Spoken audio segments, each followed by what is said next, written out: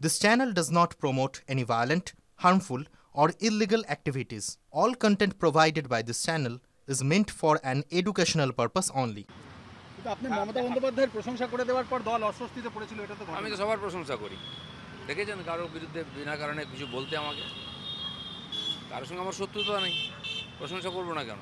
প্রশংসা এই জন্য করেছি, প্রশংসা করিনি। আমি বলেছি যে যারা এত বড় কথা বলছে তাদের নামে অত কেস আছে, আর যাকে নিয়ে এত চর্চা তার নামে কেস নেই কেন? আর তার যার নামে কেস নেই, চোর ডাকাত বলে কেউ প্রমাণ করেন, তার সঙ্গে কেউ আমি বসি, আমি খারাপ হয়ে গেলাম?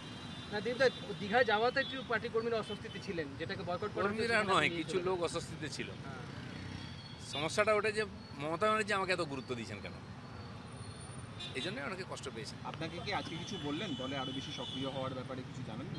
অফিসিয়াল কোনো কথা হয়নি, ওনার কাছে আলোচনা করলাম পশ্চিমবাংলার ব্যাপারে, ওনার অভিজ্ঞতা আছে, উনি বোঝেন বাংলাকে।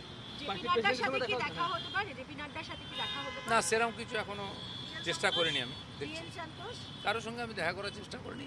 আমি কোনো অফিসিয়াল ট্যুরে আসিনি, ব্যক্তিগত কাজ, পার্লামেন্টের কিছু কাজ, এর জন্য এসেছি। তার সঙ্গে আমার বন্ধুত্ব আছে, একসঙ্গে কাজ করেছি, মন টানে, তাদের সঙ্গে দেখা করার চেষ্টা করি।